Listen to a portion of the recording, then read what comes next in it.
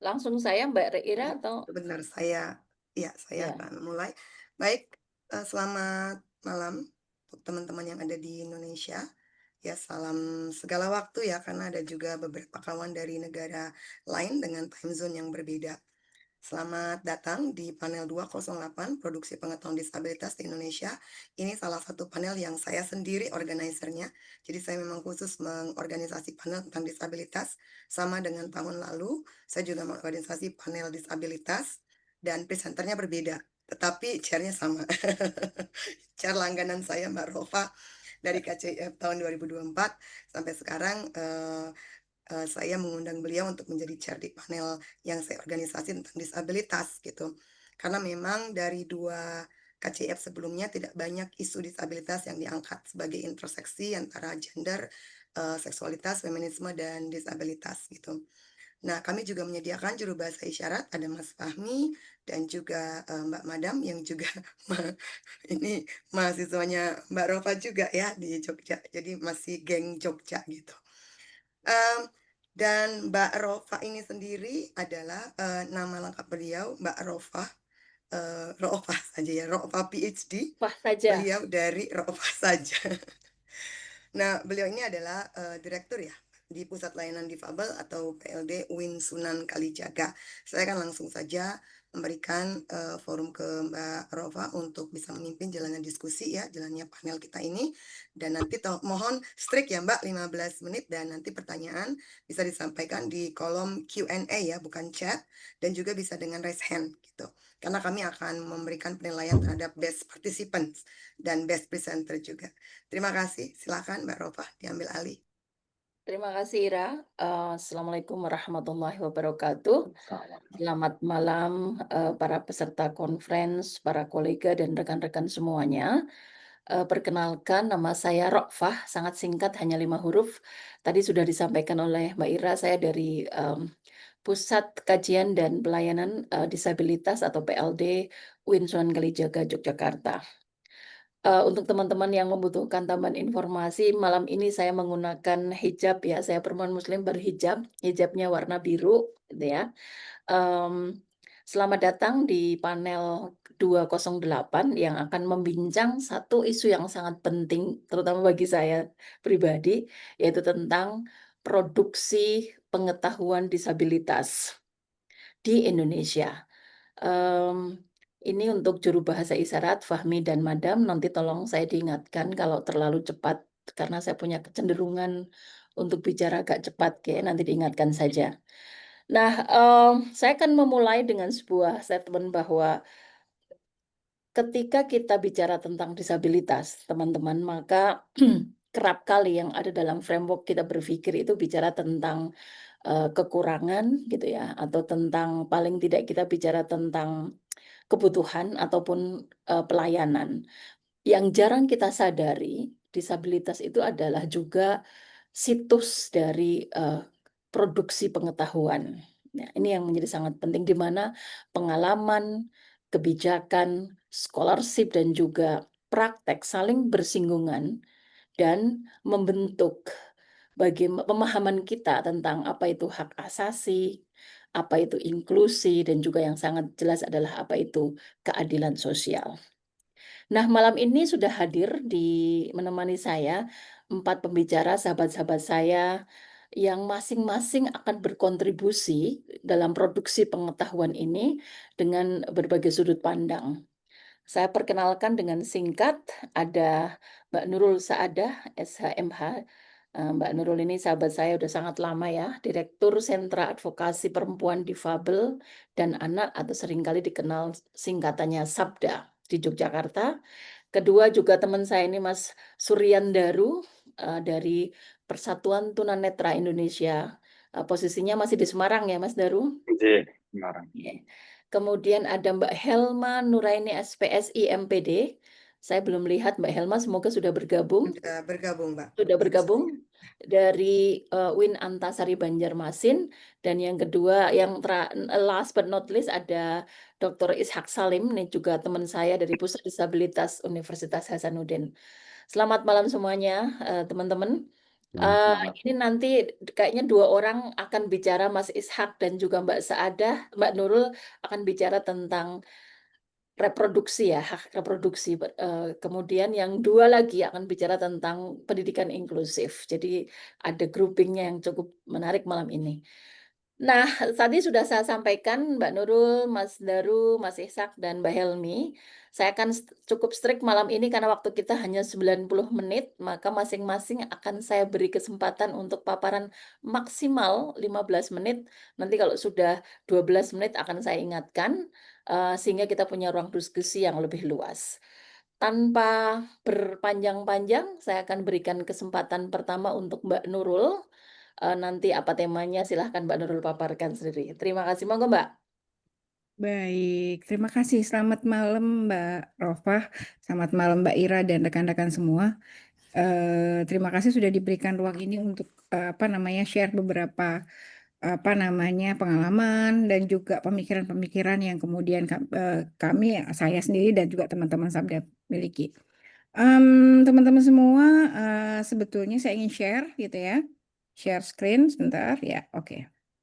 Nah, malam ini saya tidak akan fokus ke isu kesehatan reproduksi, Mbak. Tapi ini adalah bagian dari bagaimana kami mencoba untuk berbagi terkait dengan bagaimana kita produksi pengetahuan di kita. Nah, yang sebenarnya ingin saya kemudian diskusikan adalah berkait dengan produksi pengetahuan ini sendiri, proses atau mekanismenya. Bagaimana kemudian produksi pengetahuan ini sendiri juga inklusif. Bagaimana kemudian produksi pengetahuan ini berdampak langsung kepada teman-teman yang kemudian kita sebut misalnya disability, atau kita sebut mereka adalah kelompok-kelompok marginal gitu. Jadi karena banyak hal yang kemudian memang harus kita pikirkan ulang berkaitan dengan proses produksi pengetahuan yang jangan-jangan ini jauh, jangan-jangan memang tidak menjangkau dan tidak dijangkau oleh mereka. Nah, jadi ada beberapa isu penting yang menurut saya dalam produk pengetahuan atau produksi pengetahuan tentang gender, disabilitas, dan inklusi sosial. Nah, beberapa hal ini yang kemudian coba saya pikirkan gitu ya, coba kita lihat adalah misalnya kalau kemudian kita bicara mengenai pengetahuan gitu, sebetulnya dari mana sih asalnya gitu ya? Siapa yang kemudian memproduksi? Apakah berbasis pengalaman atau hanya berbasis interpretasi? Kadang-kadang kita misalnya kita mengajar gitu, atau kemudian kita menyampaikan hasil sebuah misalnya riset atau apapun itu kan interpretasi kita. Apakah betul itu adalah pengalaman mereka, teman-teman ini sendiri, atau sebenarnya interpretasi yang kemudian kita berikan? Atau kemudian kita memang membaca yang dari hasil interpretasi itu yang bisa jadi itu tidak ada proses konfirmasinya gitu. Kemudian setelah itu, sebetulnya siapakah yang kemudian mendapatkan manfaat langsung dari produksi pengetahuan? Teman-teman yang kemudian mempunyai pengalaman itu, atau yang sebetulnya mempunyai pengetahuan itu, atau justru misalnya, kalau saya pikir misalnya kita, atau saya, atau teman-teman lain yang kemudian mengambil dan kemudian mempublikasikan yang dapat manfaat secara langsung. Sementara orang-orang yang kemudian kita ambil pengetahuan dan pengalamannya bisa jadi nggak dapat. Gitu. Nah, kemudian setelah itu kemudian bagaimana, kemana sebetulnya produksi pengetahuan ini akan diarahkan? Mengubah apa gitu? Betulkah gitu ya? Mengubah apa dia? Misalnya misalnya nih saya bilang, saya juga sekarang menjadi orang setidaknya juga terlibat banyak di kampus gitu ya. Kemudian apakah betul-betul misalnya hanya jadi tesis saya atau disertasi saya sudah selesai gitu? Apakah sebetulnya ini menjadi bahan advokasi? Kemudian dengan bahasa apa pengetahuan ini tersampaikan? Apakah bahasa yang dikenali oleh kawan-kawan misalnya disability atau kemudian kelompok rentan lain atau kemudian bahasa yang asing? Bahkan kita sendiri nggak bisa kebaca gitu. Setelah itu ditranslate kemudian dipublikasikan. Dan apakah ada ruang bagi komunitas atau kelompok itu untuk melakukan revisi, mengkonfirmasi dari produk pengetahuan itu? Nah, kemudian sebetulnya kita kalau bicara ini juga kita akan bicara feminisme gitu ya. Di mana sebetulnya kalau feminisme itu juga mengakui bahwa pengalaman gitu ya, pengalaman perempuan dalam hal ini perempuan, penyandang disabilitas, kelompok disabilitas marginal itu adalah sebagai sumber pengetahuan. Nah, tapi balik lagi setelah itu prosesnya.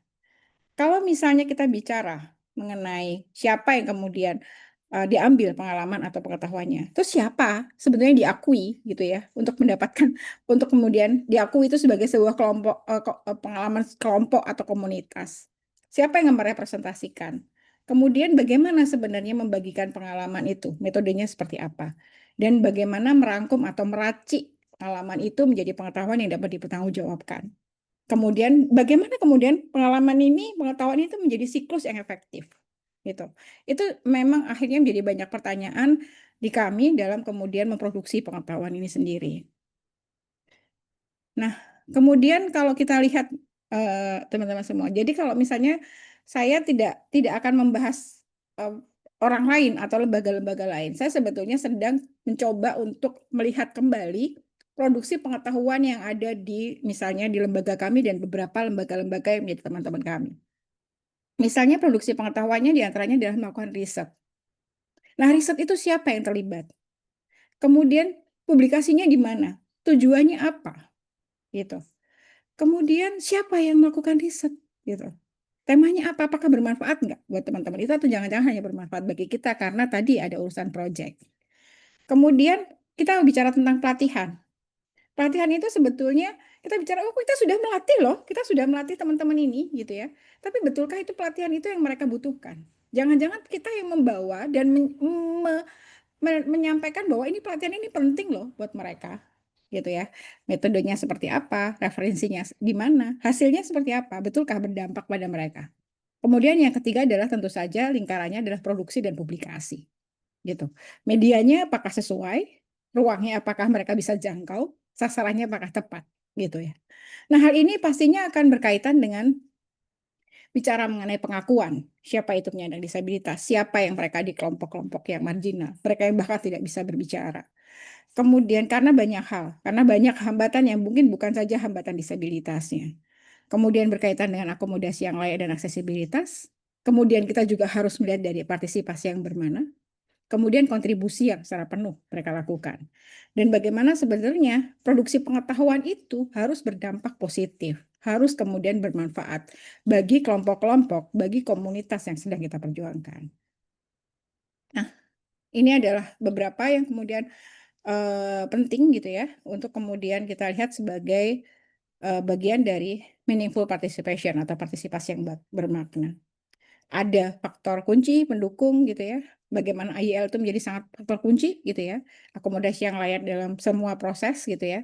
Ada kebutuhan kelompok rentan yang menjadi penting untuk kita pahami, kemudian partisipasi dan bagaimana pengembangan inklusi disabilitas. Nah, ada beberapa tantangan berkaitan dengan produksi pengetahuan yang berbasis pengalaman dan tentu saja ini yang coba ingin kami sampaikan. Kalau kita bicara mengenai produksi pengetahuan di dalam sebuah lembaga yang mungkin bukan hanya Sabda saja, kita itu Sabda atau itu sudah melakukan riset-riset berkaitan dengan JETSI itu sejak tahun 2008.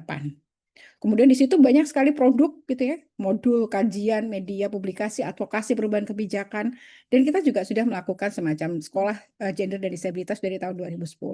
Tapi balik lagi, sebenarnya kita berbasis, kemudian harus melihat bahwa ini sebagian besar ini berbasis project. Hanya sangat sedikit yang kemudian berbasis program yang itu merupakan kebutuhan dari komunitas dan kebutuhan lembaga atau organisasi. Kenapa? Karena memang dari basis project ini sendiri, itu kita kelihatan dukungan SDM-nya seperti apa, pembiayaannya jelas. Nah, balik lagi nih persoalannya adalah ada ideologi lembaga dan juga ada target donor yang kemudian itu susah sekali untuk kemudian kita belok-belokan gitu ya, teman-teman semua. Dan ini balik lagi kalau kita bicara tentang kampus juga akan seperti itu. Bagaimana kemudian? Nah, ini kalau kita sedikit share bahwa ini adalah program-program unggulan di Sabda yang sebetulnya ini berbasis semuanya adalah produksi pengetahuan. Nah, kemudian setelah itu kita berpikir cukup banyak untuk kemudian bagaimana kita membalikkan sebuah proses produksi pengetahuan kepada jadi kami juga belajar dari teman-teman misalnya dari bukan hanya kemudian kami yang kemudian memberikan tapi bagaimana kemudian kami menyerap juga pengetahuan dari teman-teman ini. Kami belajar kenapa dengan misalnya salah satunya proyek dari sekolah perempuan, sekolah feminis sebetulnya sekolah feminis disabilitas. Yang ini didanai oleh salah satu donor yang menurut saya mereka sangat terbuka untuk ini, bagaimana kami bolak-balik proses dan prosedurnya dan kemudian bagaimana terkait dengan kebutuhan perempuan disabilitas. Itu kita dengan Women Fund Asia. Yang kemudian memang sekarang kita baru kemudian mengelola 21 perempuan disabilitas dengan beragam disabilitas dari seluruh Indonesia secara online.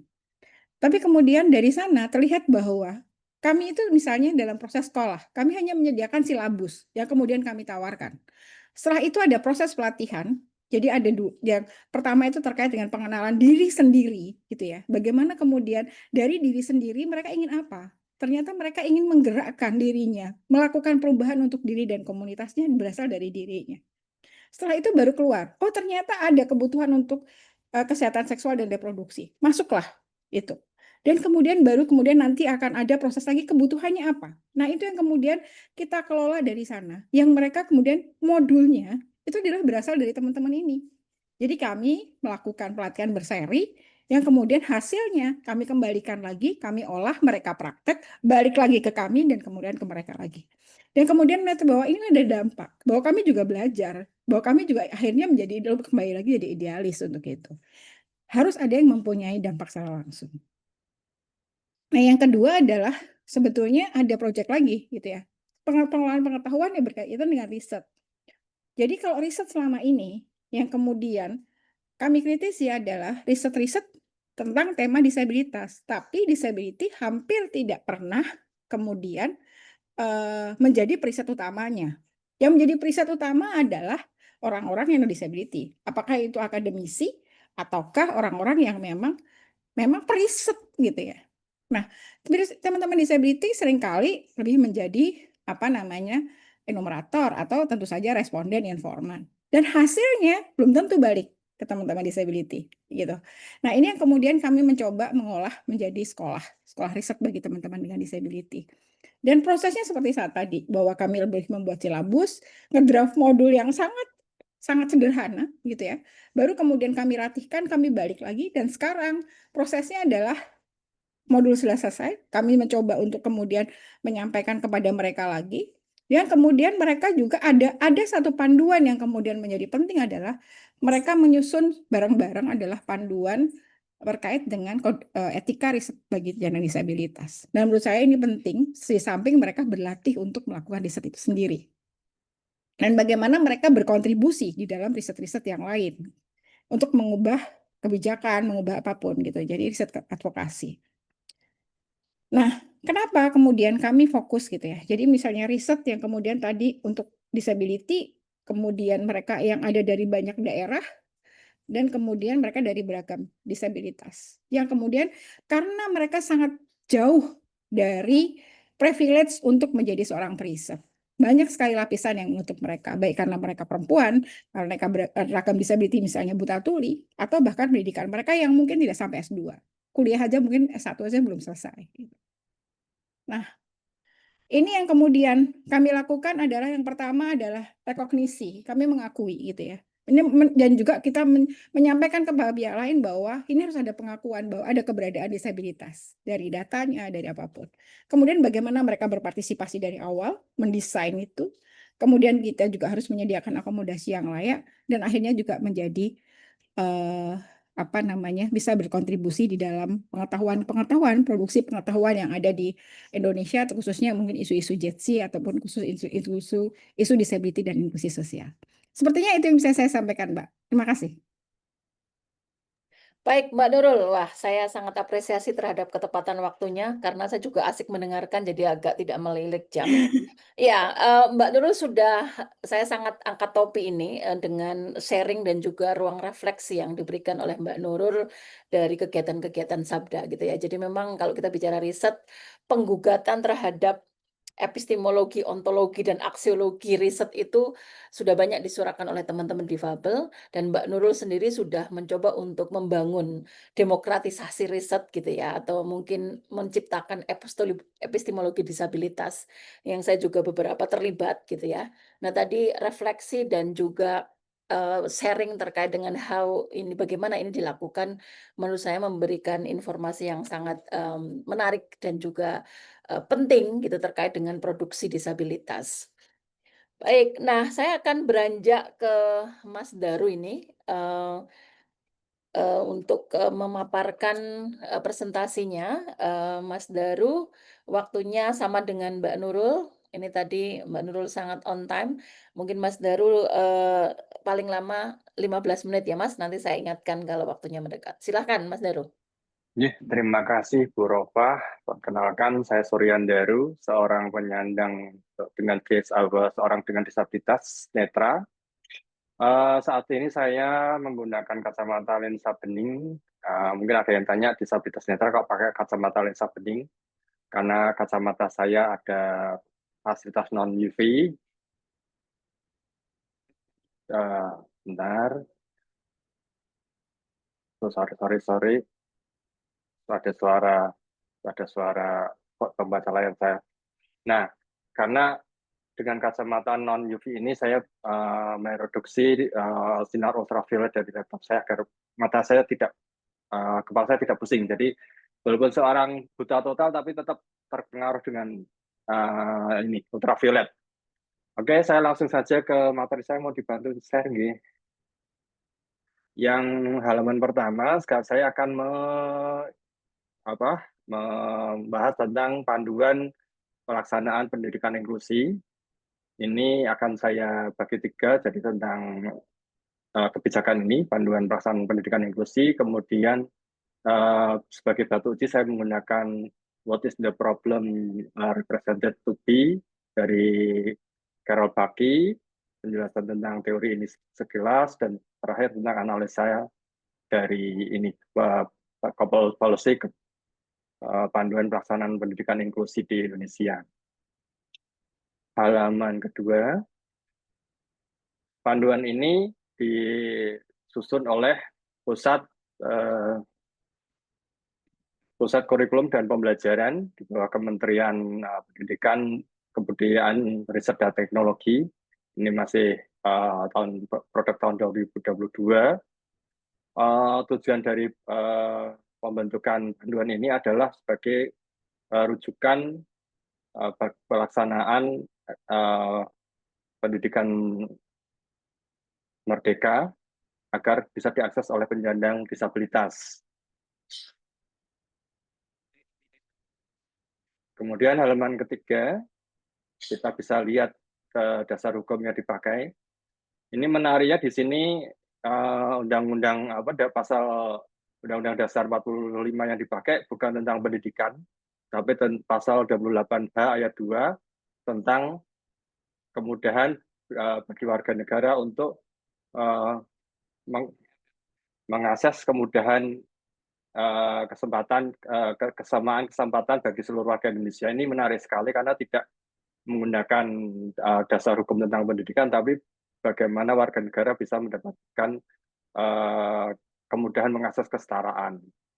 Kemudian yang bawahnya sama, sistem pendidikan nasional, undang-undang tentang penyandang disabilitas, tentang Permendikbud tentang pendidikan inklusi, dan seterusnya. Sekarang kita memasuki halaman 4, kita membahas tentang pendekatan yang kita pakai. What is the problem represented to be dari Carol Bucky. Pendekatan ini digunakan untuk menganalisa suatu produk policy agar kita dapat memahami policy tersebut, karena Carol Bucky menggunakan premis atau dasar berpikir bahwa adanya suatu policy itu disebabkan karena kekurangan atau hal-hal yang ingin dirubah dari yang sebelumnya menjadi yang kemudian. Nah, dari pembahasan ini nanti akan terlihat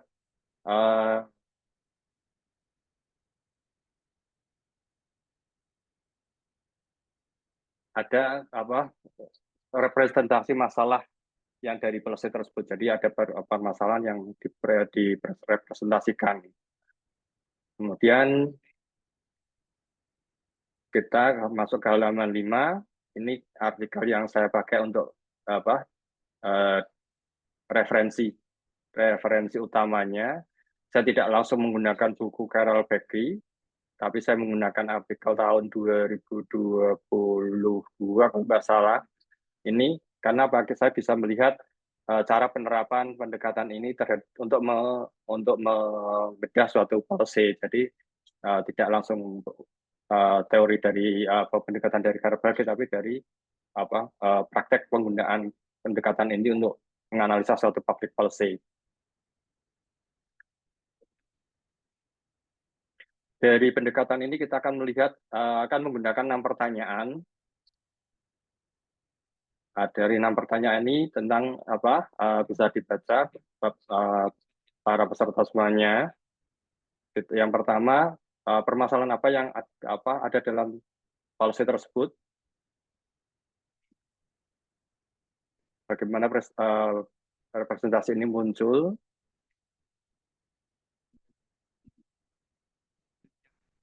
Yang kedua, preposisi apa yang mendasari. Yang ketiga, bagaimana representasi ini muncul. Keempat, bagaimana apa yang masih belum menjadi permasalahan, yang masih hening atau tidak dibicarakan. Atau yang terakhir, bisakah konsep ini dibicarakan dengan cara lain. Terus yang kelima, efek diskursif, subjektivitas.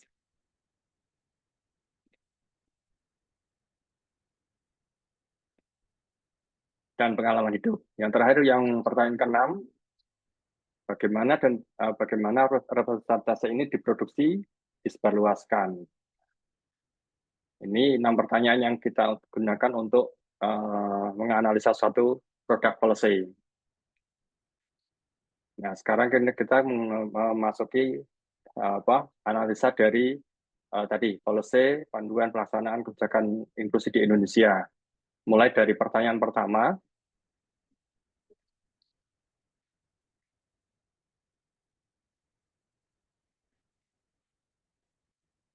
Dari halaman 7 kita bisa membaca bahwa apa permasalahan yang disampaikan dalam policy ini.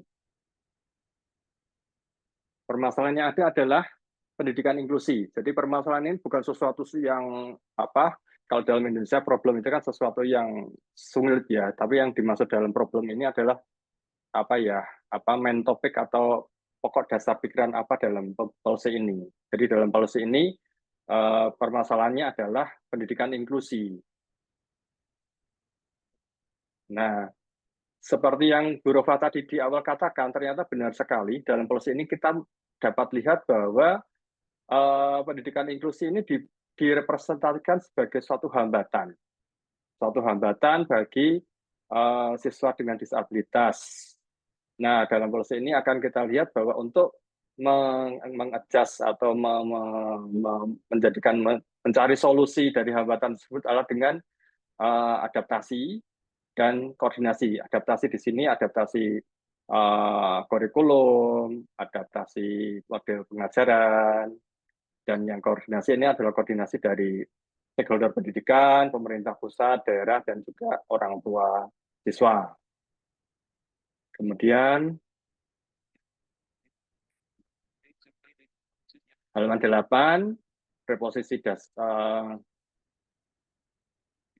atau asumsi dasar yang mendasari kebijakan ini adalah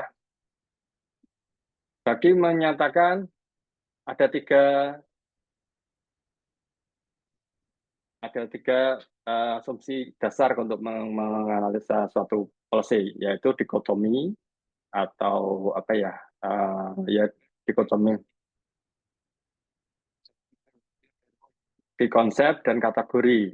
Nah, dalam panduan pelaksanaan pendidikan inklusi ini yang kita dapatkan hanya 2, yaitu kategori dan di konsep. Jadi yang dikotomi tidak kita dapatkan.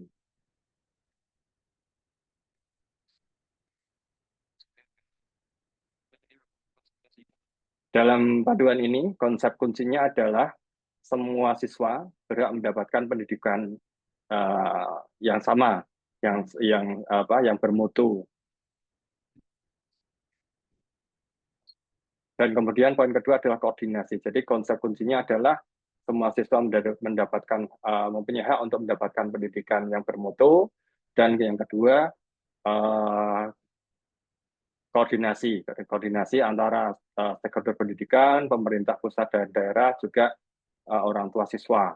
Nah, di sini kategori yang muncul dalam pendidikan ini adalah kategori tentang kedisabilitasan si siswa yang bersangkutan. Jadi nanti ada disabilitas sensorik, disabilitas fisik dan seterusnya. Itu yang kita dapatkan dalam ini panduan pelaksanaan pendidikan inklusi di Indonesia. Halaman 9. Kita bagaimana representasi ini muncul? Ini panduan ini ditetapkan untuk memandu semua pelaksanaan pendidikan inklusi di Indonesia agar bisa mengcover ini siswa-siswa yang mempunyai kelainan, jadi istilahnya masih punya kelainan, dan juga untuk siswa-siswa yang mempunyai intelijensia yang sangat tinggi. Jadi di sini pendidikan inklusi di sini tidak hanya untuk yang disabilitas, tapi juga untuk yang mempunyai kecerdasan luar biasa. Dan panduan ini berada di bawah payung peraturan-peraturan tentang disabilitas dan juga pendidikan.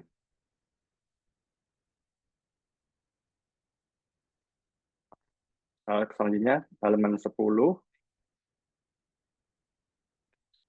Yang belum menjadi masalah dan masih hening, dan juga bisakah masalah ini dikonsepsikan dengan cara lain? Kita coba yang pertama, yang belum dijadikan masalah dalam panduan ini adalah ini, adanya teknologi bantu bagi siswa dengan disabilitas. Di sini sama sekali tidak dibicarakan. Yang dibicarakan adalah teknologi bantu bagi guru untuk mengajar. Jadi bukan bukan digunakan oleh siswa, tapi yang digunakan guru untuk mengajar. Ini yang belum nampak dalam panduan ini. Nah, adapun keheningan atau yang tidak bersuara di sini adalah siswa, karena siswa di sini tidak ditanya tentang kebutuhannya, tapi para asesor ini yang menentukan kira-kira kebutuhan siswa dengan disabilitas ini apa. Jadi sama sekali siswa dalam panduan ini siswa tidak ada panduan untuk menanyai siswa tentang kebutuhan atau hal-hal yang bisa mensupport studinya, tapi para asesor yang menentukan bahwa siswa ini butuh ini berdasarkan disabilitasnya, ini butuhnya ini.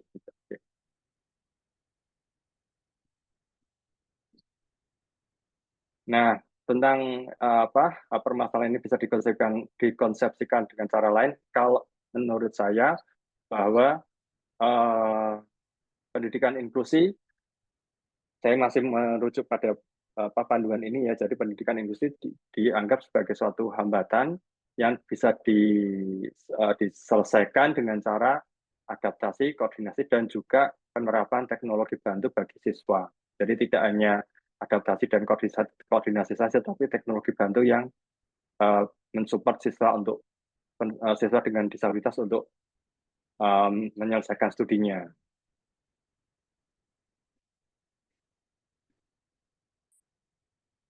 Selanjutnya halaman 11. 2 menit lagi ya, Mas Daru. Siap. Efek disruptif dari kebijakan ini adalah kalau kita membahas tentang kebijakan ini, kita akan membahas tentang adaptasi dan koordinasi untuk meminimalkan hambatan bagi siswa dengan disabilitas. Itu efek diskursifnya.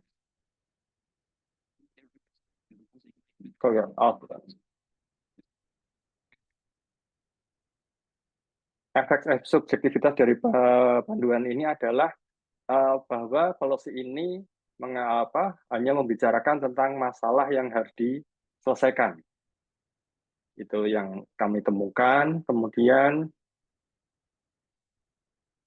halaman terakhir, halaman 12.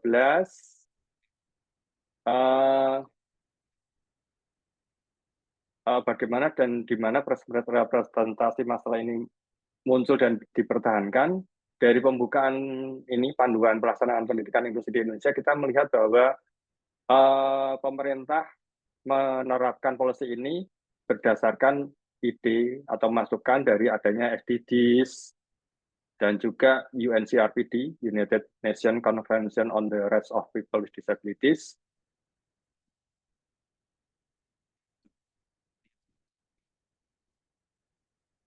Juga peraturan-peraturan nasional di bidang pendidikan dan disabilitas. Demikian, Bu Rofa dan teman-teman semuanya, ini yang hasil analisa saya tentang panduan pelaksanaan pendidikan inklusi di Indonesia menggunakan what is the problem represented to be dari Karel Bagi. Monggo selanjutnya ya, ditanya jawab, kita bisa diskusikan lebih lanjut. Monggo, Bu Rofa. Wah, terima kasih Mas Daru. Ini paparan yang menarik sebenarnya. Kalau tadi Mbak Nurul bicara tentang epistemologi dalam bagaimana membongkar epistemologi dalam penelitian gitu ya. Kita memunculkan epistemologi disabilitas. Nah, Mas Daru itu membawa diskusi ini kepada wilayah kebijakan. Dan tadi dengan pendekatan WRP yang disampaikan Mas Daru, kita bisa melihat ketika kita membongkar kebijakan dari 5 parameter atau 6 parameter dalam teori ini, maka kita akan bisa melihat bagaimana sebenarnya masalah yang direpresentasikan dalam kebijakan tentang disabilitas yang kalau tidak salah tangkap tadi, pemerintah lebih banyak bicara tentang problem sebenarnya, bukan tentang masalah, bukan tentang solusi. Kemudian tadi menarik sekali istilah dalam dalam framework tadi ya, keheningan gitu, bicara keheningan. Keheningan kalau saya pahami itu kalau tidak salah adalah siapa yang tidak direpresentasikan gitu ya, dan apa yang direpresentasikan. Ini menarik tadi karena kemudian Mas Daru menyampaikan representasinya masalah, kemudian standarnya adalah ukuran-ukuran medis gitu ya, klasifikasi peserta didik itu dalam konteks medis. Dan ini sekali lagi menunjukkan bahwa produksi kebijakan juga tidak lepas dari bias-bias yang itu sebenarnya meminggirkan teman-teman disabilitas secara epistemik, secara ontologi itu tidak kemudian memberikan keberpihakan dan posisi yang positif. Baik teman-teman, nanti kita diskusikan lebih lanjut ya. Dari riset kebijakan, kemudian presenter yang ketiga Mbak Helma Nuraini akan bicara praktek. Nah, bagaimana praktek ini sebenarnya analisa juga, tetapi lebih banyak pada apa sih kebutuhan teman-teman mahasiswa dengan disabilitas dari teori Maslow. Kalau tidak salah itu, kalau tidak ganti, karena Mbak Nurul tadi ganti, semoga Mbak Hilma juga nggak ganti. Karena Mbak Hilma ini punya sedikit masalah dengan teknis, saya akan coba membantu share presentasinya ya Mbak Hilma ya. Suara saya bisa didengar dengan baik Mbak Hilma? Nggih, sudah baik sekali alhamdulillah. Semoga suara Oke. saya juga stabil nanti. Oke, saya akan coba lihat dulu di ini saya. Oke, udah ketahuan ini. Sebentar. Silakan Mbak Helma, waktunya 15 menit. Ini Oke. jam 19.08, jadi nanti ditambahkan saja. Baik, terima kasih. Selamat malam. Assalamualaikum warahmatullahi wabarakatuh. Saya Helma Nuraini dari UIN Antasari Banjarmasin. Senang sekali bisa menyampaikan ya sharing cerita tentang bagaimana kehidupan mahasiswa di kampus khususnya UIN Antasari Banjarmasin yang pusat disabilitasnya ini juga masih balita, masih 3 tahun itu, masih 3 tahun berjalan sehingga masih trial dan error, dan saya pikir juga banyak sekali hal-hal yang belum terakomodasi gitu terkait dengan bagaimana pemenuhan hak dan juga bagaimana mahasiswa bisa belajar dengan aman dan nyaman dalam pembelajaran di kampus UIN Antasari Banjarmasin. Mbak, mungkin slide pertama atau bagaimana? Ya, silahkan ini. Iya, judulnya saya mencoba ini ya karena saya juga baru mengenal mereka beberapa setahun 2 tahun ini, dan saya mencoba untuk mengaitkan dengan satu teori besar dalam psikologi humanistik, yaitu tentang teori kebutuhan, need hierarki ya dari Abraham Maslow, yang itu terdiri atas basic need, itu yang hierarki paling bawah dan harus dipenuhi kalau menurut Maslow. Kalau itu belum terpenuhi, maka rasa aman itu belum terpenuhi, maka rasa aman tidak akan tercapai.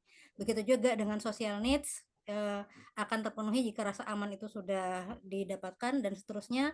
Pada puncaknya adalah aktualisasi diri. Saya coba untuk komparasikan apakah ini berlaku universal, walaupun asumsi dasar saya tidak begitu ya, sehingga nanti coba untuk dianalisis seberapa teori Abraham Maslow ini relevan dengan kehidupan mahasiswa disabilitas. Kemudian sebagai ada setting bagaimana faktor-faktor eksternal dan juga nanti akan faktor internal ya pada diri mahasiswa disabilitas di UIN Antasari, bahwa ada peluang dan tantangan di sini. Yang pertama, kampus inklusif di 3 perguruan tinggi di Banjarmasin itu sudah didirikan dan ada juga fakultas pendidikan khusus, sehingga itu yang pertama. Kemudian juga pemerintah memiliki komitmen yang saat ini sudah bagus secara teoritis, dan juga itu terbukti pada beberapa mahasiswa yang mendapatkan akses serta manfaat dari peluang-peluang yang diciptakan oleh kampus. Kemudian juga dari pemerintah, terutama ketika memberikan dukungan prestasi non akademik di sekolah-sekolah ya, artinya bukan di perguruan tinggi gitu, terutama dengan lembaga keolahragaan atau kepemudaan seperti itu. Kemudian juga ada beberapa LSM peduli disabilitas di Banjarmasin, serta CSR dengan sasaran mahasiswa disabilitas berupa pemberian beasiswa dan fasilitas belajar. Sementara tantangannya, dari data Kemendikbud di Banjarmasin ada sekitar 500 siswa ABK, tetapi data yang mereka bisa kuliah itu sekitar 10%. Dari 500 sekitar 40 atau lebih, dan itu umumnya juga di perguruan tinggi negeri non-UIN ya. Jadi di UIN sampai saat ini sekitar 10-an orang gitu, tidak bahkan kurang dari itu. Yang dirasakan oleh mereka, dan juga mungkin saya juga pahami juga, SDM terutama tenaga kependidikan dan dosen itu masih kurang. Kemudian juga fasilitas, regulasi, dan konteks perkuliahan yang inklusif itu masih berupa wacana, masih berupa kebijakan yang implementasinya itu masih sangat memerlukan suatu usaha gitu ya. Kemudian dari aspek dan juga ya lingkungan yang masih diskriminatif tadi. Kemudian dari sisi eksternalnya, dari sisi mahasiswa sendiri, itu ketika saya tanya apa yang mereka rasakan, apa yang mereka alami terkait dengan seberapa mereka nyaman dan aman, itu banyak hambatan-hambatan psikologis yang diantaranya saya tuliskan di sini. Ada mahasiswa yang itu terkategori disabilitas ringan gitu. Mereka merasa hanya tidak nyaman walaupun tidak ada hambatan dalam akademik gitu ya. Kemudian juga ada labeling, kata-kata cacat, kata-kata tidak normal, dan kata tuna itu bagi mereka masih menjadi satu hal yang memicu kepada sensitivitas mereka gitu. Dosen juga, kemudian juga hambatan kurang terlibat dalam interaksi dan komunikasi dengan lingkungan, sehingga membuat mereka harus selalu beradaptasi setiap saat dengan situasi yang serba tidak terduga dan ketidakpastian yang mereka alami. Itu setting masalah yang saya gali dari mereka. Berikutnya, penelitian ini saya melibatkan responden, artinya yang benar-benar terlibat saya wawancarai, dan saya cukup kenal akrab dengan mereka, berinteraksi baik lewat media daring maupun bertemu langsung ya. Ada 4 laki-laki dan 1 perempuan. Sementara informan ini juga 4 laki-laki dan 1 perempuan. Mengapa saya katakan informan? Karena mereka tidak saya kenal secara baik, dan ada beberapa dari mereka itu yang menghindar karena saya berada di PSGAD gitu ya, sehingga umumnya mereka menghindar dan mungkin tidak ingin terlibat, takut atau bagaimana, sehingga saya masih merasa kesulitan untuk bisa dekat akrab dengan mereka gitu. Data ini saya dapatkan lewat wawancara, data dokumentasi ketika mereka mengumpulkan formulir yang berisi data administratif gitu ya, dan observasi partisipasi. Jenis disabilitas yang ada di UIN itu ada 2 yang disabilitas berat ya, atau mungkin disabilitas ganda.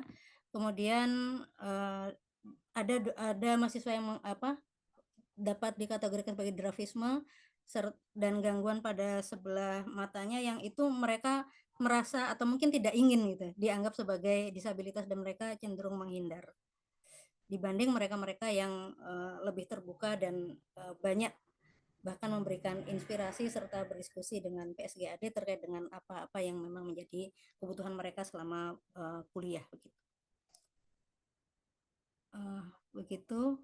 Berikutnya ini sedikit gambaran tentang teori Abraham Maslow ya.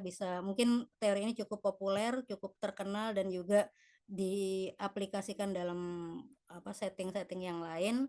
Dimulai dari kebutuhan fisiologis ya, bagaimana mahasiswa ini memenuhi kebutuhan dasarnya, kemudian rasa aman dan kepastian tadi, saya pikir itu ada kategori yang kedua. Kemudian juga bagaimana mereka menjalin relasi, interaksi, komunikasi sosial, penghargaan yang mereka dapatkan dari lingkungannya, termasuk juga prestasi dan aktualisasi diri. Ini secara teoritis teori Abraham Maslow, yang menurut Maslow setiap kebutuhan ini bersifat hierarkis, yang artinya kebutuhan dasar itu harus dipenuhi sebelum mampu atau sebelum bisa mendapatkan kebutuhan di atasnya gitu. Oke, mungkin cukup itu untuk sedikit penjelasan teori Maslow. Nah, ini dari hasil wawancara saya, kebutuhan dasar mereka itu terbagi 2. Ada mahasiswa-mahasiswa yang dan ini biasanya yang tidak bersekolah di SLB, artinya mereka memiliki hambatan ringan dalam hal disabilitasnya. Mereka masih tinggal dengan orang tua, atau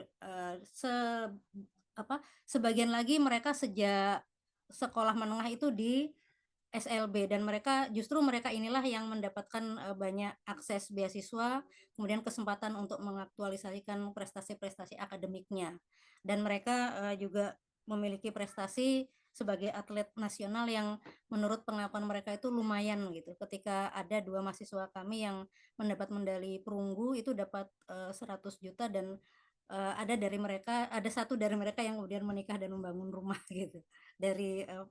Artinya mereka kebutuhan dasarnya itu sudah ada yang kebutuhan dasarnya sudah bisa dipenuhi sendiri. Kemudian rasa aman itu masih menjadi rasa aman dan nyaman yang mungkin saya pikir ya, masih menjadi suatu hambatan bagi mereka atau jadi problem bagi mereka. Di kampus itu belum menjamin rasa aman karena itu tadi situasi yang tidak pasti, kemudian mereka harus selalu beradaptasi terkait dengan tugas-tugas akademik. Jadi belum ada panduan yang pasti, dan umumnya kasus itu ya, ketika mereka ada masalah kemudian baru ditetapkan kebijakan dan seterusnya. Karena memang mahasiswa semester 5 itu adalah yang saat ini semester 5 itu mahasiswa pertama yang diterima di UIN Antasari Banjarmasin, dan alhamdulillah semakin banyak dan semakin banyak gitu. Stigma, sindiran, dan diskriminasi itu masih menjadi hal-hal sehari-hari, sehingga masalah emosional cukup membuat adaptasi mereka harus struggle dengan hal tersebut gitu. Kemudian social needs mereka itu tentu saja dukungan dari orang terdekat, keluarga, kemudian teman sesama difabel, dan komunitas. Ini bagi yang memiliki komunitas, bagi yang tidak, mereka cenderung ya lebih di rumah dan di kampus saja. Mereka tidak memiliki aktivitas lain, sehingga memang ada hambatan dalam hal misalnya kepercayaan diri, kemudian juga aktivitas lain mereka cenderung ke akademik, sementara hal-hal lain itu tidak bisa terakomodasi gitu. Kemudian tentang social needs ya, ada yang memang sudah menjalin relasi bahkan baru saja menikah gitu, dan mereka menarik sekali ketika suami mendapatkan penghasilan dari prestasi akademiknya, istrinya juga kebetulan seorang difabel juga yang mendapatkan pelatihan menjahit gitu dari sekolahnya, dan itu fondasi mereka untuk bisa membangun kebutuhan dasarnya. Kemudian terkait dengan harga diri, umumnya mereka bisa menerima kondisinya, mampu ya, bisa mampu itu bukan berarti tidak ada, tapi mereka bisa mengabaikan pengalaman-pengalaman diskriminasi, walaupun dan mereka terbuka ya kepada orang lain, kepada dosen mungkin ya, khususnya kepada saya bisa mereka bisa menerima saya dengan baik, tetapi tidak pada para informan yang mereka cenderung menjauh gitu. Kemudian mereka juga memiliki prestasi akademik sebagai tuntutan karir dan juga aktualisasi diri. Ini gambaran-gambaran ada 4 orang yang saya gambarkan sebagai representasi dari informan ya. Ada 1 orang yang jadi atlet, kemudian dia juga MC dan aktivis disabilitas ya. Ini quote dari mereka ya. Yang menarik ini mungkin bisa dibaca, jangan halangi kami menjalankan kewajiban ya, agar kami layak menuntut hal yang menjadi kewajiban kami. Saya pikir itu kata-kata yang sudah menunjukkan pemahaman dan pemaknaan yang sangat mendalam dari bagaimana dia merasakan kehidupan sebagai mahasiswa disabilitas. Nah itu kemudian berikutnya adalah personalisasi pengalaman ya, bahwa jenis disabilitas turut menentukan seberapa akses yang bisa mereka dapatkan. Disabilitas fisik dan kebetulan dia juga perempuan itu sangat-sangat terhambat, sangat juga tidak leluasa gitu. Kemudian berbanding dengan mereka yang memiliki aktivitas komunitas dan juga memang berprestasi non akademis sejak awal.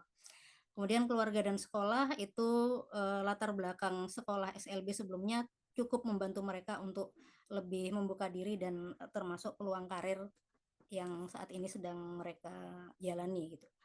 Kemudian bagaimana peran prestasi non akademik ya, olahraga, komunitas dan juga akses ini. Harga diri berbeda-beda tergantung dari aktualisasi dirinya, kemudian rasa amannya juga berbeda dan basic need ya. Jadi ada yang memang tergantung kepada orang tuanya, ada juga yang sudah mampu mandiri. Sebagai kesimpulan akhir dari temuan saya, mungkin ini masih akan banyak data yang harus saya cari kembali. Ternyata pemenuhan kebutuhan hierarki kebutuhan mereka ditentukan oleh hambatan fisik ya, dan juga hambatan intelektual karena ada 1 yang dia autis dan dia juga harus menjaga ibunya yang sedang sakit gitu. Kemudian kemandirian dan komunitas membedakan pemenuhan kebutuhan tadi. Kemudian ini yang kedua itu mungkin ke arah saran bagaimana agar aktualisasi potensi mahasiswa disabilitas itu bisa terwujud. Sangat diperlukan akses, sikap inklusivitas dan empati skills. Kemudian tentu saja dukungan dari berbagai pihak ya perlu dijadikan sebagai agenda pedoman asumsi dasar bagi layanan difabel yang mungkin masih sangat baru di kampus saya. Demikian dari saya hal yang bisa saya sampaikan. Salah khilafnya mohon maaf. Terima kasih. Baik, terima kasih Mbak Helmi atas paparannya. Ini apa namanya? Mbak Helma, Mbak. Iya, Helma. Mbak Helma, Mbak Helmi. Karena Helma Nuraini jadi belakangnya agak ini. Kampus universitas adalah tempat di mana pengetahuan itu diproduksi.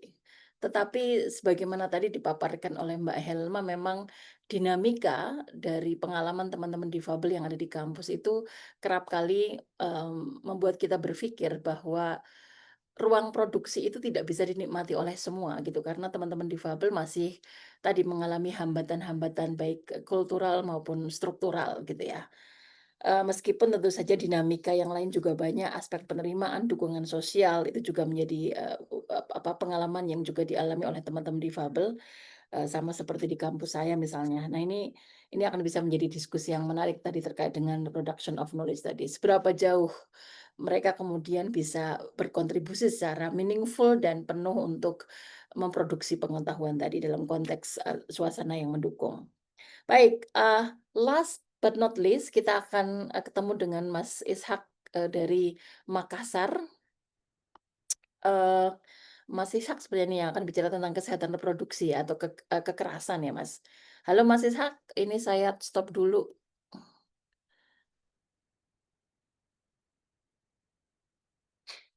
Halo. Halo, sudah bergabung Iya, kembali? sudah. Baik, silahkan Mas Ishak, waktunya seperti yang lain, 15 menit. Time is Ya. yours. Terima kasih. Mudah-mudahan bisa 15 menit. Iya, tema saya juga sebenarnya terkait dengan produksi pengetahuan ya. Jadi saya sempat berpikir-pikir kira-kira saya akan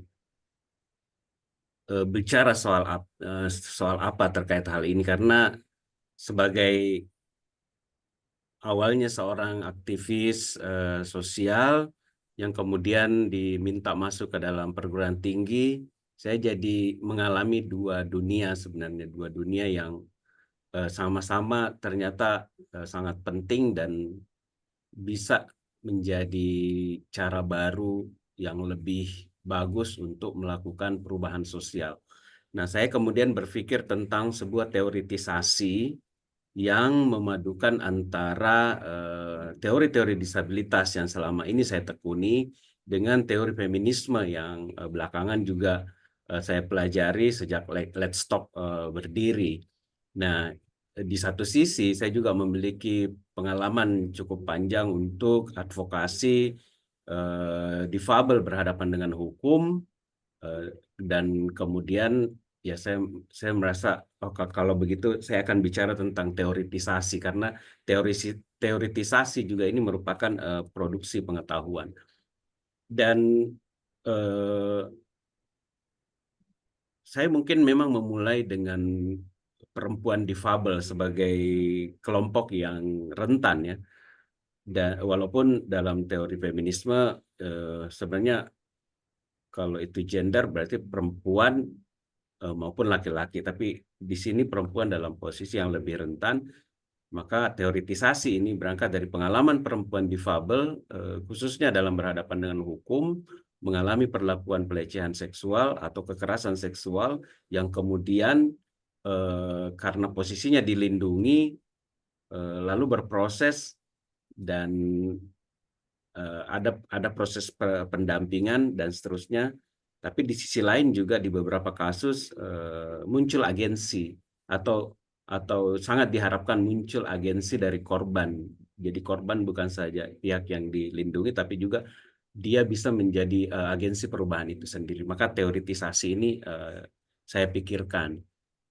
Jadi perempuan difabel dalam kondisi kerentanannya, dia bukan lagi sekedar dipikirkan sebagai objek perlindungan, dan itu masih banyak sekali kita berpikir seperti itu. Tetapi dia subjek politik, dia memiliki agensi, suara dan hak untuk menentukan masa depannya.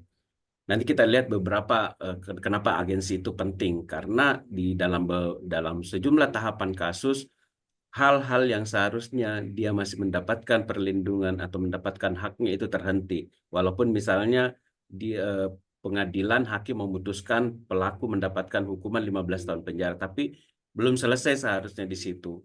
Ada proses rehabilitasi yang seharusnya masih dia dapatkan tapi berhenti. Misalnya hakim tidak memberikan. Nah, ini hal-hal yang menurut saya penting dipikirkan secara teoretik untuk kemudian aktivis maupun akademisi bisa menggunakan itu.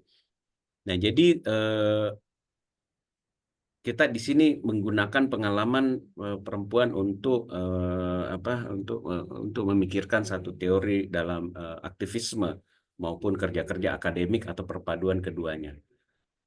Mari kita amati pengalaman perempuan dengan disabilitas. Jadi ini ada dua identitas, satu perempuan, identitas gender, dan satu disabilitas, identitas kondisi disabilitas, itu adalah konsep. Jadi kalau dia tahap masa kanak-kanak dan sosialisasi awal, itu anak perempuan dengan disabilitas itu tumbuh dalam lingkungan yang seringkali tidak memahami kebutuhan khusus mereka. Sosialisasi gender dan disabilitas itu berlangsung dalam kerangka patriarki dan ableism, ya, atau konsep yang menjelaskan relasi sosial itu dibentuk oleh orang-orang yang non-able, yang able, yang kemudian merentankan orang disable. Nah, itu sosialisasi tentang gender dan disabilitas itu tumbuh dalam situasi seperti itu. Kemudian kontributor yang membuat mereka rentan itu justru dari misalnya keluarga yang tidak memahami gender equality, kemudian keluarga yang tidak memahami disabilitas, lebih memahami misalnya konsep kecacatan, abnormalitas, dan derita dan sebagainya. Jadi itu justru bisa menimbulkan menjadi sumber-sumber kekerasan ya dalam masa-masa awal seorang anak dengan disabilitas, seorang anak perempuan dengan anak disabilitas. Kemudian masuk ketika masa sekolah di institusi pendidikan itu minim aksesibilitas. Mereka mengalami situasi yang secara infrastruktur sulit, secara digital sulit, secara pikiran mengalami stigmatik dan sebagainya. Itu di sekolah.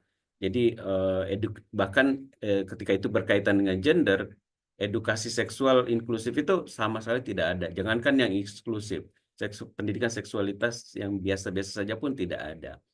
Jadi akses terhadap edukasi itu kurang. Kemudian norma sosial juga itu membuat anak difabel sering dianggap ya tidak berbahaya atau tidak perlu tahu soal seksualitas atau tidak perlu jika memahami hal-hal tertentu untuk kemampuan hidupnya dan seterusnya. Bahkan kontributor pemberi pemerintahan itu juga adalah negara yang belum menyediakan kurikulum pendidikan seksual, kemudian hak tubuh ramah disabilitas. Nah, jadi itu muncul kerentanan-kerentanan. Jadi yang anak-anak disabilitas, perempuan dengan disabilitas atau remaja dengan disabilitas tidak mengetahui itu tanda-tanda kekerasan, tidak tahu cara melapor dan meminta bantuan, mengalami ketergantungan yang tinggi terhadap orang dewasa. Nah, tahap kedua misalnya, bagaimana ketika kekerasan itu terjadi, bagaimana ketika pelecehan itu terjadi, bagaimana ketika perkosaan itu terjadi. Jadi kekerasan kemudian mempengaruhi kondisi fisik dan psikis mereka. Pelaku bisa saja orang dekat, terutama misalnya guru. Beberapa kasus di SLB, kasus pelecehan terhadap perempuan dengan disabilitas, itu dilakukan oleh guru. Kasus baru-baru ini yang didampingi oleh LBH Makassar, itu di salah satu SLB di Makassar, itu pelakunya guru. Di awal-awal itu menyangkal, bahkan PGRI memberi dukungan kepada guru, pada pelaku, dan akhirnya dijatuhi hukuman 15 tahun penjara. Nah, tapi kemudian sampai sekarang itu masih mengalami hambatan dalam proses rehabilitasi. Nah, jadi dalam tahap terjadinya kekerasan ini, itu relasi kekuasaannya biasanya pelaku memanfaatkan posisi dominan dan kerentanan korban. Nah, ini perlu teori yang memungkinkan untuk mengcapture hal ini. Kemudian ada juga proses hambatan komunikasi. Disabilitas dengan tuli misalnya yang memiliki bahasa isyarat atau yang tidak tahu bahasa isyarat itu membutuhkan penghubung komunikasi. Dan ini sesuatu pekerjaan yang rumit sekali dalam advokasi karena kadang-kadang tidak semua tuli mengerti Bisindo, tidak semua tuli mengerti Sibi, bahkan tidak semua juru bahasa isyarat mengerti Sibi, tidak semua tersedia juru bahasa isyarat, tidak semua juru bahasa isyarat memahami ekspresi dan menjiwai bahasa isyarat dan kompleksitas yang lainnya. Dan ini menimbulkan hambatan komunikasi. Belum lagi ketika itu anak dengan disabilitas intelektual, proses komunikasi itu harus berdakik-dakik atau bertahap-tahap, bahkan seperti mengumpulkan puzzle yang itu ditahu satu belum tentu dipahami semua. Nanti terkumpul semua kepingan-kepingan informasi itu baru bisa diketahui faktor-faktor yang kontribusi terjadinya kekerasan atau terungkapnya pelaku. Dan ini tentu saja membutuhkan teoritisasi dalam hal advokasi. Belum lagi soal memahami stigma sosial, bagaimana korban bisa saja tidak dipercaya atau karena dianggap dia mungkin bodoh, dia mungkin tidak mengerti dan sebagainya. Kesaksiannya tidak dianggap sebagai sebuah kesaksian. Dan juga tidak ada ketiadaan sistem perlindungan dini. Nah, lalu itu akhirnya ada dampak traumatis, psikologis ya, kehamilan tidak diinginkan, penurunan kepercayaan diri, dan isolasi sosial. Bahkan kematian, bunuh diri misalnya. Nah, kemudian saya ke tahap 3 dan 4, proses hukum dan peradilan, itu ada situasinya adalah misalnya kasus masuk ke tahap penyidikan, masuk ke tahap persidangan, masuk ke keputusan. Ini situasinya korban harus memberikan kesaksian, namun di satu sisi ada sejumlah hal di mana aksesibilitas itu tidak menjamin kesaksian korban itu bisa sampai dengan cepat.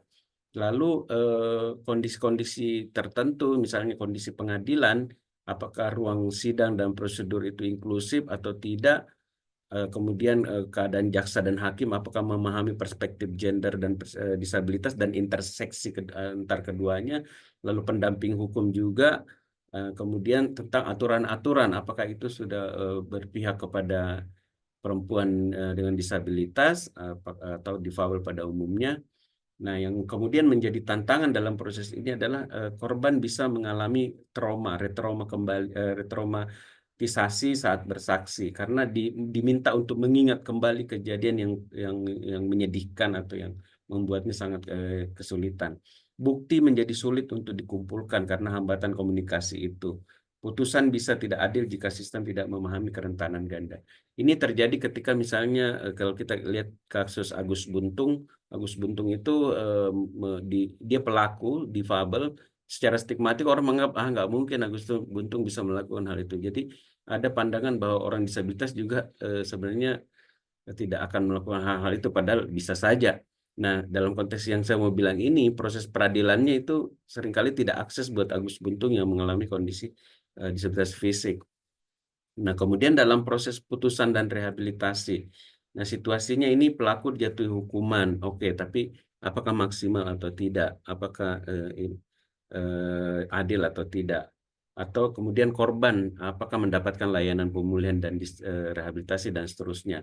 Jadi ini faktor-faktor kontribusi yang memungkinkan hal itu terjadi. Ada layanan kesehatan mental. Di beberapa tempat layanan kesehatan mental ini tidak tersedia. Puskesmas tidak ada layanan jiwa dan sebagainya. Tidak ada trauma healing, tidak ada organisasi disabilitas yang mengurusi soal disabilitas traumatik misalnya. Tidak ada konseling, tidak ada terapi. Bahkan tidak ada psikolog, tidak ada psikiater di beberapa daerah. Kemudian layanan sosial juga, dukungan pasca kelahiran kalau misalnya anak itu lahir, atau pilihan untuk aborsi ketika seorang tidak siap secara fisik pro-choice misalnya. Dan tempat tinggal aman juga ini penting sekali karena pelaku yang memiliki kuasa itu bisa saja melakukan pembalasan dan sebagainya. Lalu komunitas juga, dukungan moral dan sosial itu sangat dibutuhkan. Apakah ada atau tidak, dan negara apakah menyediakan layanan rehabilitasi yang inklusif atau tidak. Nah, ini perlu untuk dibaca semua secara harus ada pendekatan yang kita bisa gunakan. 1 menit lagi Mas Ishak. Ya, nah ini teoretisasinya sudah 1 menit. Nah, mengapa teoretisasi ini dibutuhkan? Karena ada kegagalan sistemik, ketiadaan kerangka interseksional yang mengaitkan antara gender dan disabilitas dalam kerja akademisi terutama ya. Kalau advokasi atau aktivisme mungkin mulai ada itu karena donor kadang mempertemukan interseksi itu. Kemudian teori sebagai alat perubahan. Dan ini pentingnya integrasi akademisi aktivis. Nah, upaya teoritisasi. Jadi ini sintesa antara teori disabilitas kritis, feminisme interseksional, terutama dalam ini kalau nggak salah Kate Millett, dan pendekatan advokasi kebijakan berbasis pengalaman. Nah, kerangka upaya teoritisasinya melalui pertama fondasi teoritis, lalu ada konsep kunci yang menjelaskan kerentanan ganda karena ini disabilitas, kemudian keadilan interseksional, agensi difabel, jadi difabel sebagai agensi, orang yang bisa mempengaruhi keputusan, dan transformasi institusional. Lalu kemudian yang ketiga itu tahap analisis. Jadi bagaimana kita menguraikan proses untuk menganalisis fenomena ini, fenomena pemerentanan ini, atau fenomena marginalisasi perempuan difabel dalam berhadapan dengan hukum, itu kita lakukan dengan identifikasi kasus, analisis struktur kekuasaan atau dalam pandangan kritis, dan juga respons hukum. Nah, yang kemudian masuk ke pendekatan metodologis, kita harus membawa PAR itu ke kampus. Sangat sulit ini kampus menggunakan metode PAR. Ini PAR hanya bisa dilakukan di aktivisme sosial. Ini harus dibawa, dosen harus diperkenalkan dengan cara ini. Kemudian analisis naratif, kemudian audit atau asesmen keadilan inklusif untuk mengumpulkan wawasan akademisi. Nah, yang terakhir tujuan teori adalah ingin menggeser paradigma menuju pemberdayaan dan advokasi kebijakan. Kebijakan transformatif. Nah, ini penjelasan detailnya saja teoritisasi itu. Jadi tujuan teoritisasi ini ingin membawa kita dari paradigma perlindungan to protect to empowering, ya.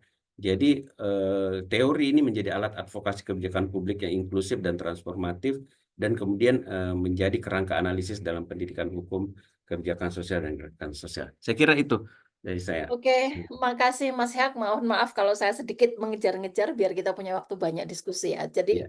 Mas Hak, saya pikir ada keyword yang saya sangat suka bicara tentang agensi gitu ya. Nah, bagaimana hambatan-hambatan struktural kultural selama ini itu kemudian tadi tidak membangun agensi kepada perempuan korban gitu ya. Kata-kata korban sendiri itu sebenarnya juga adalah viktimisasi gitu. Nah, maka tadi yang ditawarkan oleh Mas Ishak ini tipikal sekali dari aktivis kepada ke dunia akademik, mencoba membawa paradigma itu ke dalam teorisasi tadi. Ini menarik sekali diskusinya.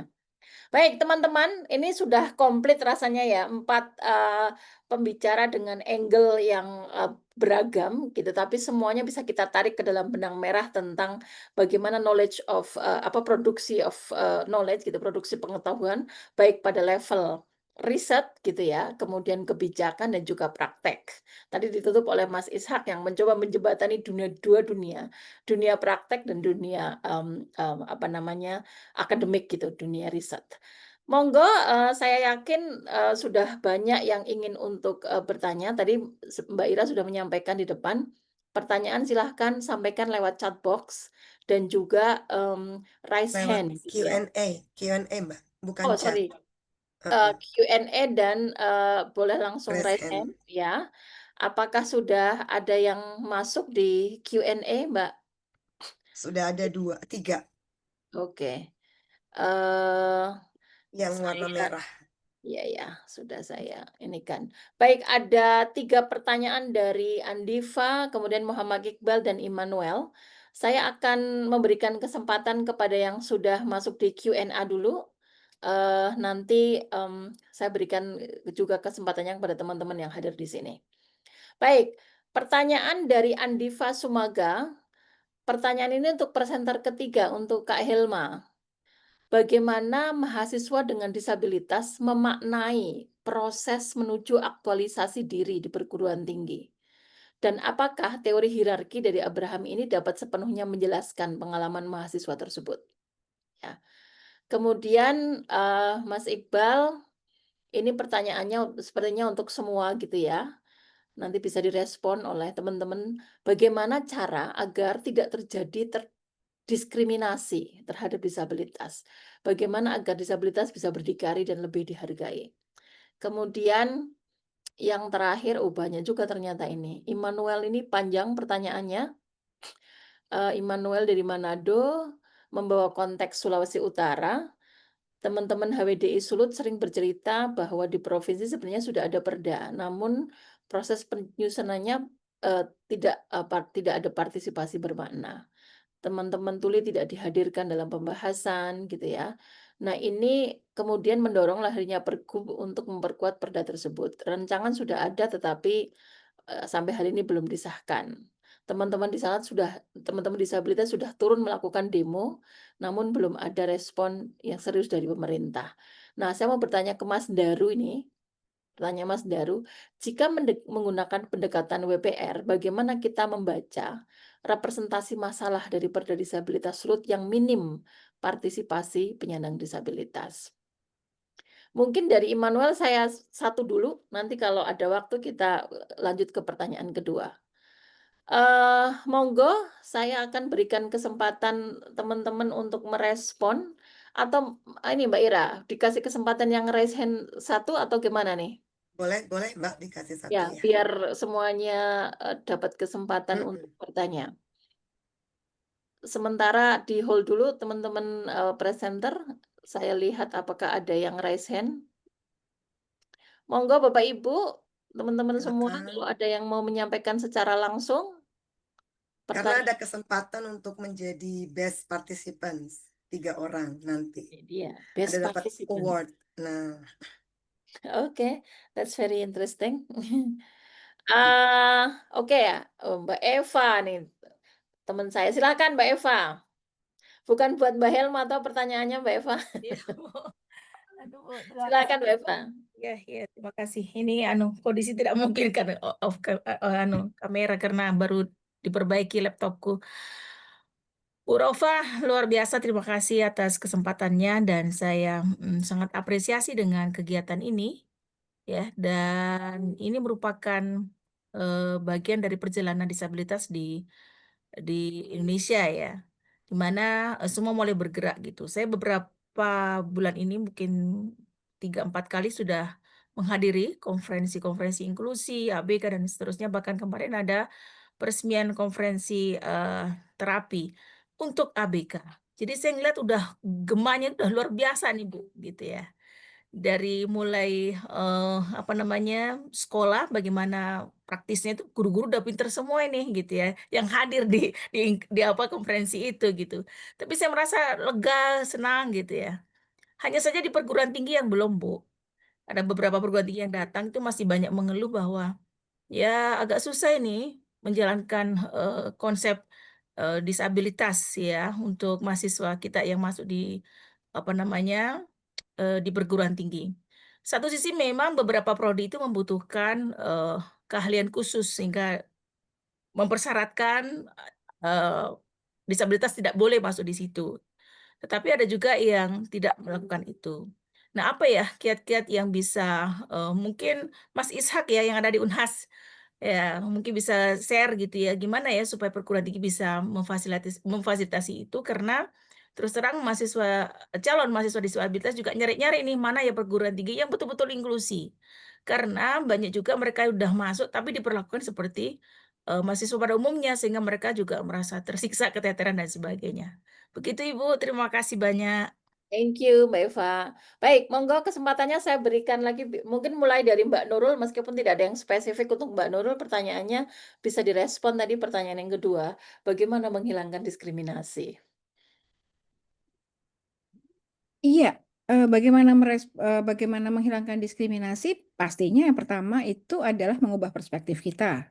Itu pertama ya. Jadi kalau kita ngomongin kebijakan, ya pasti kebijakan harus diubah gitu ya. Tapi kemudian sekarang kalau kita ngelihat sebenarnya sudah cukup masif juga beberapa kebijakan yang kemudian ingin mendorong adanya pemenuhan hak disability gitu ya, dan kemudian bagaimana menghilangkan diskriminasi. Tapi persoalannya adalah di implementasi. Di implementasi itu banyak sekali apapun kata-kata di dalam undang-undang ataupun dalam SOP ataupun dalam semua dokumentasi, tapi persoalannya kita membaca dengan pola pikir kita yang mungkin masih diskriminatif gitu ya. Sebagai contoh misalnya nih, logikanya misalnya, saya mencontohkan yang tidak terlalu jauh. Misalnya saat kemudian kami misalnya membuat sekolah gitu ya. Kemudian kami harus berpikir bahwa ini bisa nggak sih? Jangan-jangan dia nggak bisa dong. Teman-teman ini nggak bisa kayaknya. Itu kan kayaknya dari pikiran kita dengan pengalaman kita yang sebetulnya masih terbatas. Sebetulnya kalau kita kemudian bisa berpikir lebih terbuka, mengubah gitu sebuah pemikiran kita, nah itulah yang kemudian kunci dari bagaimana kita membuat diskriminasi, membuka gitu dari aktivitas pemikiran yang kemudian itu menjadi diskriminatif.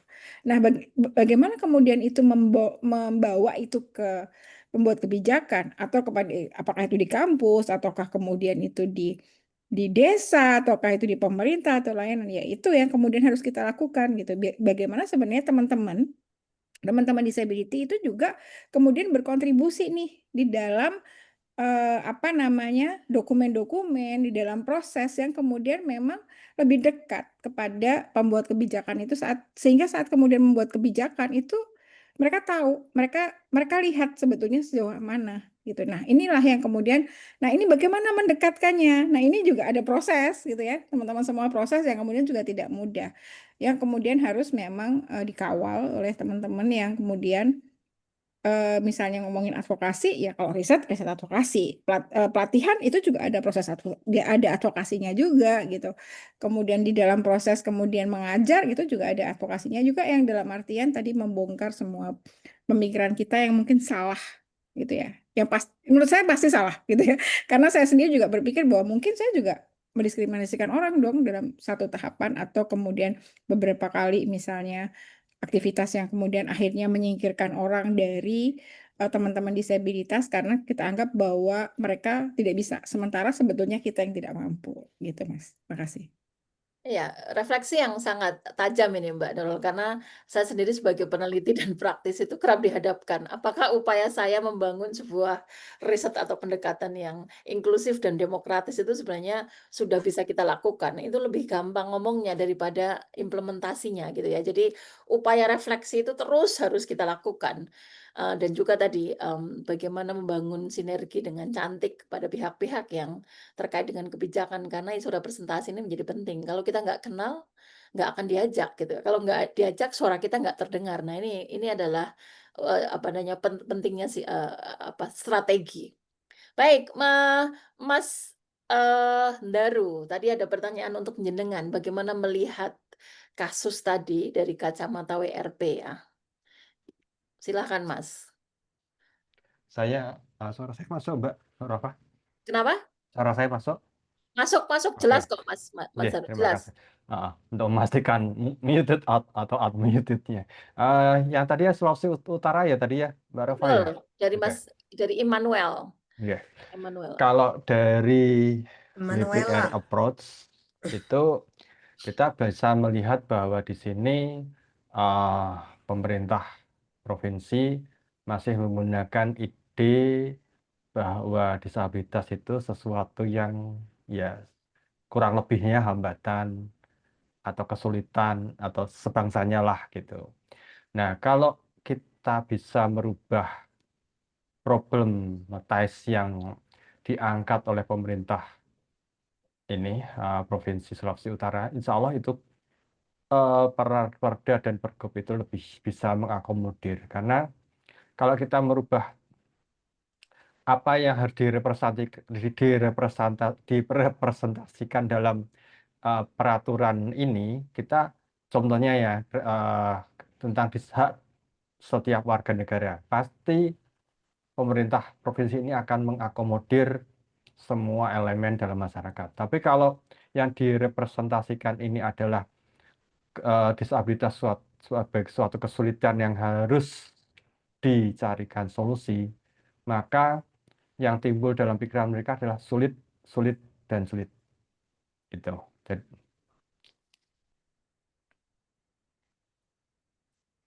Itu saja Mas Daru? Ada? Ya. Oke, baik. Sorry, saya agak termenung sedikit. Saya pikir ada lanjutannya. Jadi Ya, saya juga sambil berpikir karena ini ada notifikasi dari Mas Immanuel masuk juga ini, Mbak Oke. Rofa.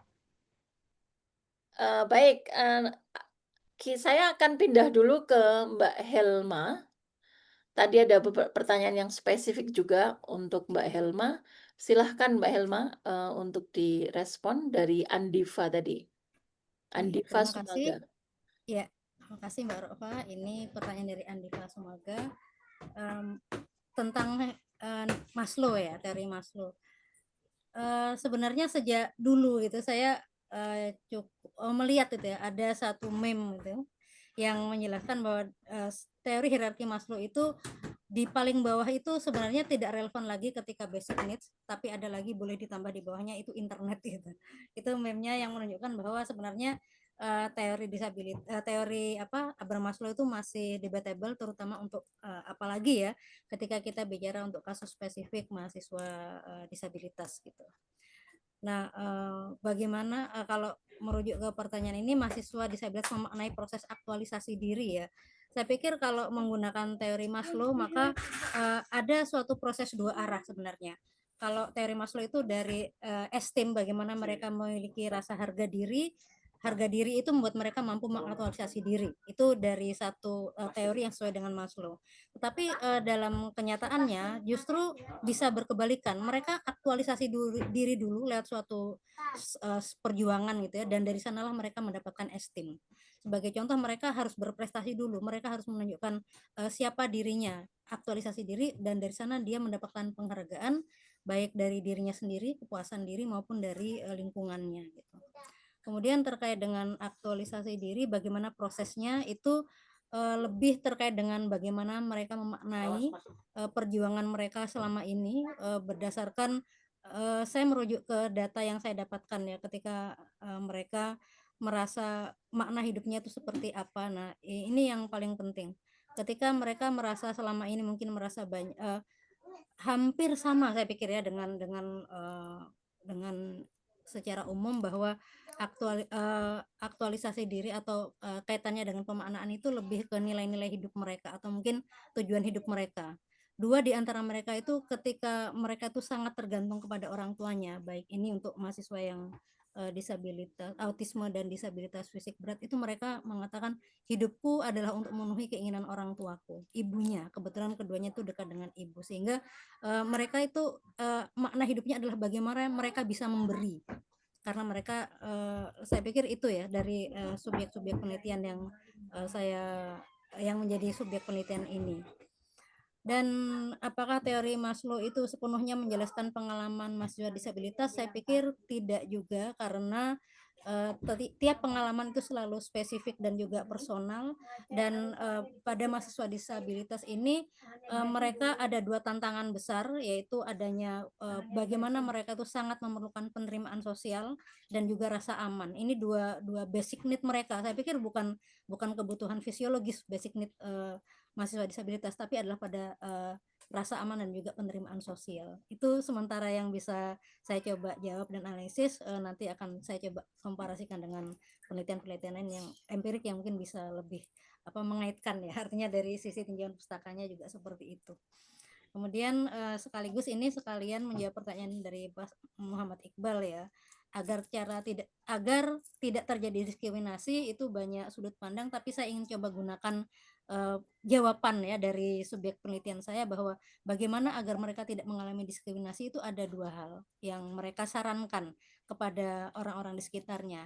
Yang pertama itu tadi, kenali kami, maka kalian tahu apa yang kami inginkan. Nah ini saya pikir kata-kata yang sangat bermakna, bagaimana sebenarnya sikap empati dan juga skill untuk bisa mendekati disabilitas dan juga sikap inklusif itu bisa menjadi langkah awal konkret dan juga simpel jika dipahami untuk bisa membuat diskriminasi itu diminimalisasi begitu.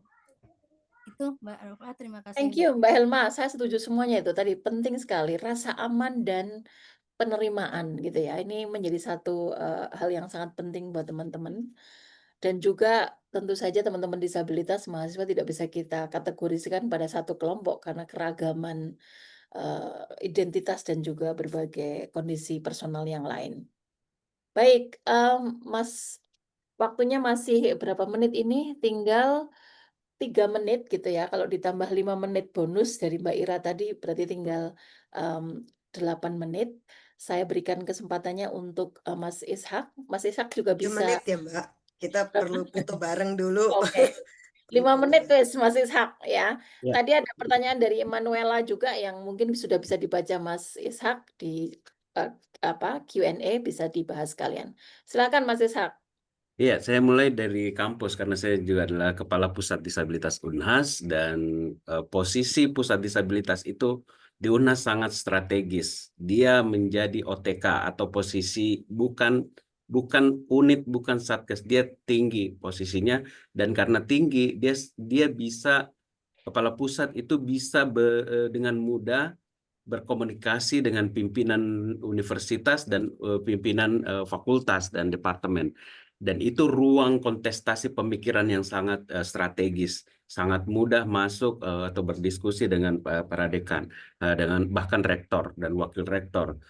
Kemudian yang kedua, kami memang mematok harga mati bahwa Unhas apapun fakultasnya itu tidak bisa melarang siapapun untuk memilih jurusannya. Kemudian kami membuka jalur afirmasi disabilitas, itu menerima 10 setiap pemasukan dan memberi peluang untuk jalur lain, tes maupun prestasi. Kemudian kami mengandalkan kerja kerelawanan. Baru-baru ini ada 533 relawan mahasiswa yang ingin berkontribusi dalam memberikan layanan mobilitas, belajar, dan bahasa isyarat. Kemudian ada kelas bahasa isyarat mingguan yang kemudian memproduksi lahirnya juru bahasa isyarat dari mahasiswa yang memungkinkan sekarang ini ada 10 tuli itu menggunakannya untuk kepentingan di kelas, untuk presentasi kelompok dan sebagainya. Kemudian disabilitas psikososial pun diterima dan ada perlakuan khusus, ada sosialisasi kepada departemennya. Kemudian yang autistik atau ADHD itu selalu ada carernya. Jadi wajib ada carer karena kita belum bisa menyediakan carer. Tapi kalau relawan antar jemput dan sebagainya itu masih bisa. Nah, kemudian kita juga membuat taman inklusif tempat mahasiswa difabel ini untuk datang ketika lelah. Karena kenapa lelah? Karena kuliah di kampus yang masih belum akses, pemikiran masih ableist, itu sangat sulit. Ada banyak hal adaptasi yang perlu dilakukan. Makanya kami buat taman inklusif itu menjadi tempat nyaman untuk mahasiswa disabilitas dan interaksi dengan relawan atau mahasiswa pada umumnya untuk bisa merasa refresh lagi atau di-charge lagi. Oke, itu. Jadi, dan di kampus itu everyday resistant. Jadi, setiap hari adalah pertarungan. Setiap hari adalah mainstreaming disability. Dan tidak pernah berhenti. Dan kami mensosialisasikan itu sambil juga mencari pasukan-pasukan baru untuk membantu melakukan resistensi. Yang kedua, soal di pengadilan. Ini kasus disabilitas intelektual kesulitan mengumpulkan bukti. Ini sangat bergantung pada pendampingnya. Pendampingnya harus tahu, pendampingnya harus sabar, pendampingnya harus punya daya tahan, pendampingnya harus mengerti bahwa kesaksian yang bisa dikumpulkan dari korban dengan disabilitas intelektual itu adalah percikan kepingan-kepingan. Jadi tidak bisa langsung memberikan satu informasi utuh tentang perkosaan misalnya atau tentang pelecehan. Pasti sedikit demi sedikit dia keluarkan. Maka dari itu seorang pendamping harus dekat dengan korban. Kalau korban dengan disabilitas intelektual tidak mau, bahkan ke ibunya sendiri juga tidak mau bersaksi, maka apatah lagi kalau pendampingnya tidak bisa mendekati korban. Ini butuh kecakapan dalam kerja pendampingan. Yang kedua, kejaksaan harus memberi kelonggaran waktu untuk korban dengan disabilitas dalam mengumpulkan bukti-bukti. Karena itu sangat penting. Dan polisi dalam mengumpulkan BAP juga harus dijagai, harus ini. Ketika perspektifnya tentang disabilitas dan gender sangat lemah, maka itu harus di backup oleh pendamping. Nah, persoalannya ada masih banyak sekali daerah, saya tidak tahu di Minahasa atau di mana, apakah ada pendamping disabilitas yang memang punya kapasitas untuk itu, yang dikader oleh organisasi disabilitas, yang dikader oleh organisasi kampus yang punya perspektif kritis, atau tumbuh secara genuine dari teman-teman disabilitas yang berkomunitas. Saya tidak tahu. Kalau itu tidak ada, jangan harap ada pendamping disabilitas yang bisa membantu kita, bisa membantu korban untuk menceritakan pengalaman pribadinya, pengalaman sulitnya secara demi sedikit. Nanti kalau informasinya banyak, baru kita bisa menyadari, oh begini ternyata maksudnya. Nah, sudah diketahui. Sama dengan kalau itu tuli. Tuli itu tidak langsung kita bisa mengerti. Misalnya kata dicekoki. Kata dicekoki itu bisa jadi bahasanya juru bahasa isyarat.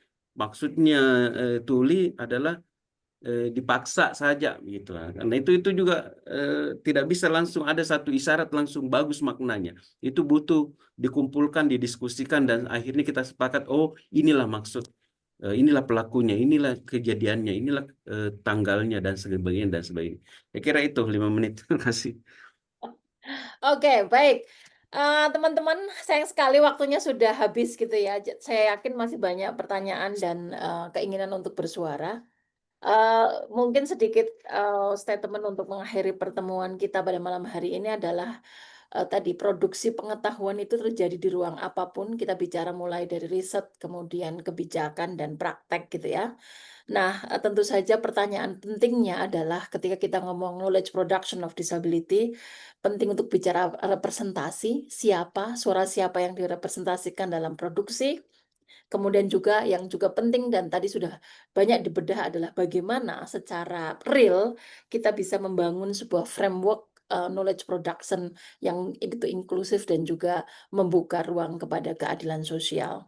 Terima kasih teman-teman atas partisipasinya malam ini. Saya Rokfa, saya undur diri. Semoga kita ketemu pada kesempatan yang lain. Saya kembalikan waktunya ke Mbak Ira. Thank you. Baik, terima kasih Mbak Rofa atas panel yang keren ini.